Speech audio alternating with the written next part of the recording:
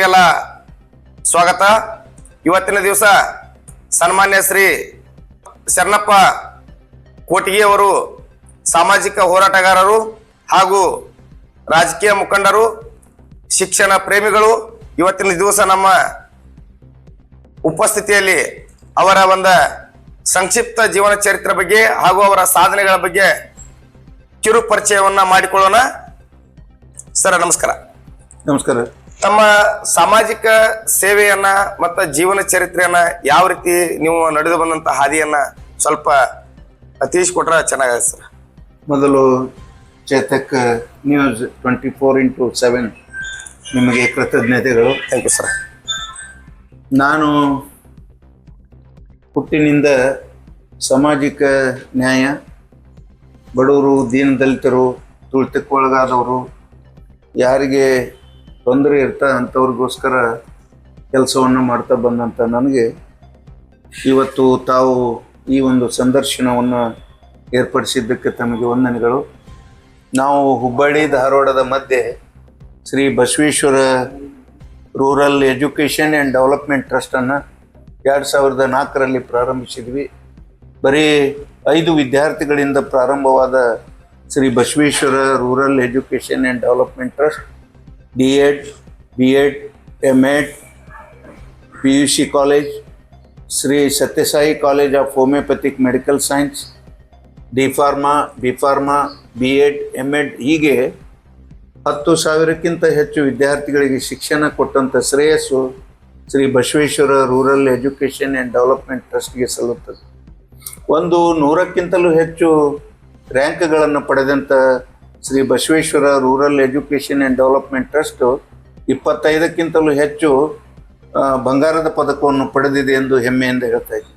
ನಮ್ಮ Shri Basaveshwara rural education and development ಟ್ರಸ್ಟಿನಡಿಯಲ್ಲಿ ಪ್ರತಿ ವಾರ ಉಪನ್ಯಾಸಕ ಮಾಲಿಕೆ ನಡೀತಾ ಬಂದಿದೆ.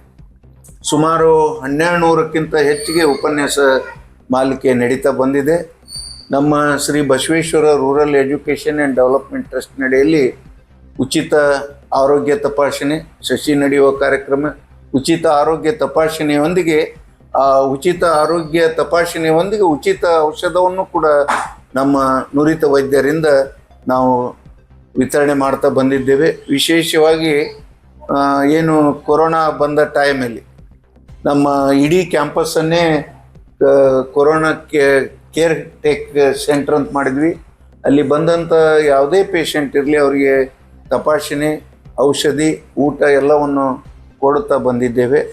ಈಗಲೂ ಕೂಡ ನಮ್ಮ Shri Sathya Sai college of homeopathic medical ಸೈನ್ಸ್ನಿಂದ ನಡೆಯುವ ಆಸ್ಪತ್ರೆಯಲ್ಲಿ ಉಚಿತ ಆರೋಗ್ಯ ತಪಾಸಣೆ ಹಾಗೂ ಉಚಿತ ಔಷಧಿ ವಿತರಣೆಯನ್ನು ನಾವು ಮಾಡ್ತಾ ಬಂದಿದ್ದೇವೆ.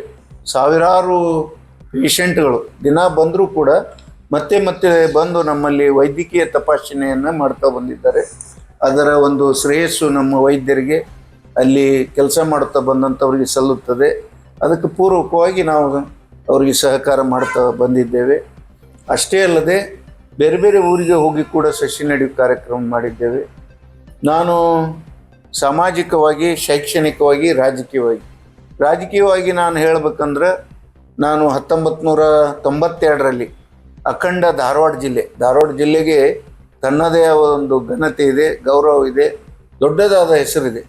ಈ ದೊಡ್ಡದಾದ ಹೆಸರಿನ ಧಾರವಾಡ ಅಖಂಡ ಜಿಲ್ಲೆಯ ಜಿಲ್ಲಾ ಯುವ ಕಾಂಗ್ರೆಸ್ಸಿನ ಉಪಾಧ್ಯಕ್ಷನಾಗಿ 1992ರಿಂದ ನಾನು ಸೇವೆ ಮಾಡಿ, ಮುಂದೆ ಶಹರ ಕಾಂಗ್ರೆಸ್ಸಿನ ಕಾರ್ಯದರ್ಶಿಯಾಗಿ, ಪ್ರಧಾನ ಕಾರ್ಯದರ್ಶಿಯಾಗಿ, ಉಪಾಧ್ಯಕ್ಷನಾಗಿ ಸೇವೆ ಸಲ್ಲಿಸಿ, ತದನಂತರ ನಮ್ಮ ಸಿದ್ದು ನ್ಯಾಮಗೌಡರು ಕೇಂದ್ರದ ಮಾಜಿ ಸಚಿವರು, ಇವತ್ತು ಅವರು ನಮ್ಮಿಂದ ಅಗಲಿದ್ದಾರೆ, ಅವರು ಕಿಸಾನ್ ಕಾಂಗ್ರೆಸ್ಸಿನ ರಾಜ್ಯ ಅಧ್ಯಕ್ಷರಾದಾಗ ನಾನು ಹಿರಿಯ ಉಪಾಧ್ಯಕ್ಷನಾಗಿ ಇಡೀ ರಾಜ್ಯವನ್ನು 3 ಸಾರಿ ನಾವು ಸುತ್ತಿದ್ದಲ್ಲದೆ ಯಾವುದೇ ರೈತರಿಗೆ ತೊಂದರೆ ಆದಾಗ ನಾವು ಪ್ರಮುಖ ನೇತೃತ್ವ ವಹಿಸಿ ಆ ತೊಂದರೆ ಬಗೆಹರಿಸಲು ಸರ್ಕಾರಕ್ಕೆ ಮನವಿಯನ್ನು ಸಲ್ಲಿಸೋದು, ಸರ್ಕಾರದ ಕಣ್ಣು ತೆರೆಸುವಂಥ ಕೆಲಸ ಮಾಡ್ತಾ ಬಂದಿದ್ದೇವೆ.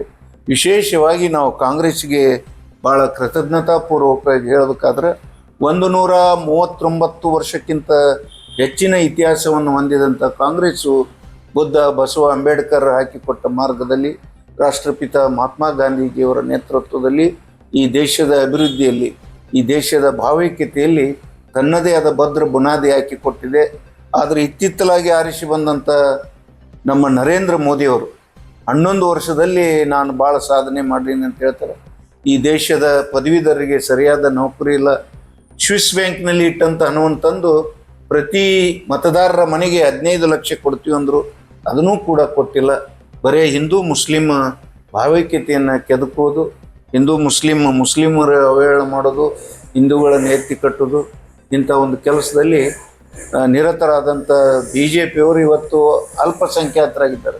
ಅವರಿಗೆ ಪೂರ್ತಿ ಬಹುಮತ ಇಲ್ಲ. ಅವರು ಇಂದೋ ನಾಳೆ ಬಿದ್ದು ಹೋಗ್ಬೋದು. ಅಮಿತ್ ಶಾ, ನರೇಂದ್ರ ಮೋದಿ ಅವರು ಒಂದು ತಮ್ಮದೇ ಆದ ಗುಂಪು ಮಾಡ್ಕೊಂಡಿದ್ದಾರೆ. RSSನವರು ಕೂಡ ಇವರನ್ನು ತೆಗೆಯಲೇಬೇಕಂತೇಳಿ ಅವ್ರ ಒಳಗೆ ಚಿಂತನೆ ನಡೆದಿದೆ. ಸರ್, ನೀವು ಇವತ್ತಿನ ದಿವಸ ವೈದ್ಯಕೀಯವಾಗಿ ಸಾಕಷ್ಟು ಸೇವೆಗಳನ್ನು ಸಲ್ಲಿಸಿದ್ದೀರಿ ಹಾಗೂ ಆರೋಗ್ಯಕ್ಕೆ ಸಂಬಂಧಪಟ್ಟಂತ ಎಲ್ಲ ರೀತಿ ತಮ್ಮ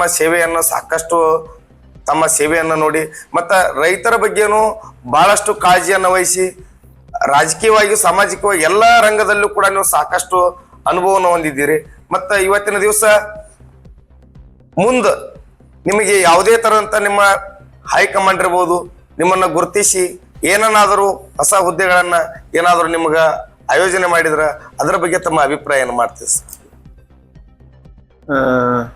ಸಾಂಸ್ಕೃತಿಕ ನಾಯಕ ಜಗಜ್ಯೋತಿ ಬಸವಣ್ಣನವರು ಹೇಳಿದ ಹಾಗೆ, ನನಗಿಂತ ಕಿರಿಯರಿಲ್ಲ, ಶಿವಭಕ್ತನಿಗಿಂತ ಹಿರಿಯರಿಲ್ಲ.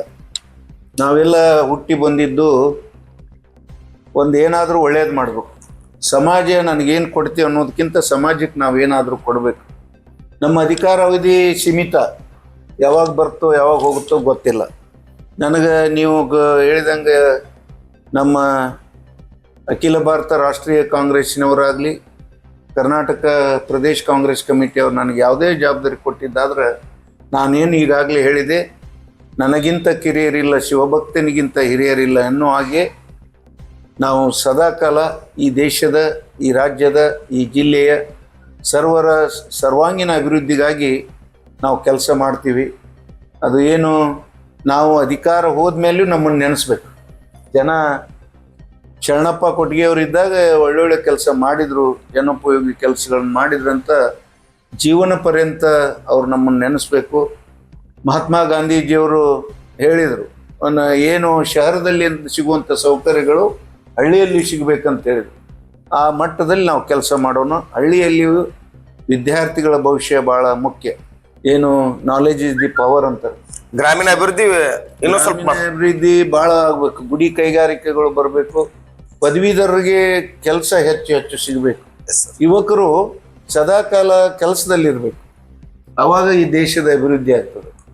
ಚಿಂತನೆಗಳು ದೇಶದ ಅಭಿವೃದ್ಧಿ ಪೂರ್ವಕವಾದ ಕೆಲಸಗಳು ನಡೀತಾವೆ. ನೀವು ಖಾಲಿ ಏನದು empty mind is a devil house ಅಂತಾರೆ, ಹಂಗಾಗಬಾರ್ದು.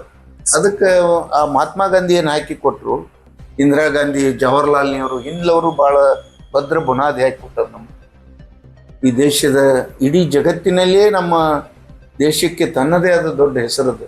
ಅದು ಕರಲು ಕಾರಣ ಹಿಂದಿನವ್ರನ್ನ ನಾವು ನೆನೆಸ್ಬೇಕು, ಅದನ್ನು ಸದಾಕಾಲ ನೆನೆಸ್ಬೇಕು.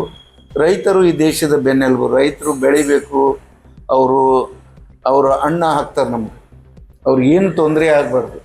ಅವರಿಗೆ ಬಿತ್ತನೆ ಬೀಜ ಸರಿಯಾಗಿ ದೊರಕಬೇಕು, ಔಷಧಿ ಸರಿಯಾಗಿ ದೊರಕಬೇಕು. ಅವರಿಗೆ ಸಾಲ, ಬಡ್ಡಿ ರಹಿತವಾದ ಸಾಲ, ಅವರು ಬೆಳೆಯಲು ಅವಕಾಶಗಳು ದೊರಕಬೇಕು. ಆ ದಿಶೆಯಲ್ಲಿ ನಮ್ಮ ಸರ್ಕಾರದವರು ಹೆಚ್ಚು ಕೆಲಸ ಮಾಡ್ತಾ ಇದ್ದಾರೆ. ಅದಕ್ಕೆ ಪೂರಕವಾದ ಕೆಲಸವನ್ನು ಕೂಡ ನಾವು ಮಾಡ್ತೀವಿ.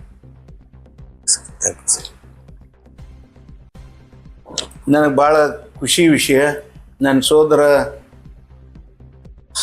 ಸಾಮಾಜಿಕ ಸೇವಾ ನಾಯಕ ಬಸವರಾಜ್ ಕೊಟ್ಟಿಗೆಯವರು ಅತ್ಯಂತ ಘನತೆವೆತ್ತ ಚೇತಕ್ ನ್ಯೂಸ್ 24x7 ಅವರು ಅಣ್ಣಾರ ನಿಮ್ಮನ್ನು ಸಂದರ್ಶಿಸುತ್ತಾರೆ ಅಂತ ಹೇಳಿದಾಗ ನಾನು ಒಪ್ಪಿಕೊಂಡು ಬಂದಿದ್ದೇನೆ. ವಿಶೇಷವಾಗಿ ಚೇತಕ್ ನ್ಯೂಸ್ 24x7 ಅವರಿಗೆ ನಾನು ಕೃತಜ್ಞತಾಪೂರ್ವಕವಾಗಿ ವಂದನೆಗಳನ್ನು ಅರ್ಪಿಸುತ್ತೇನೆ. Thank you sir.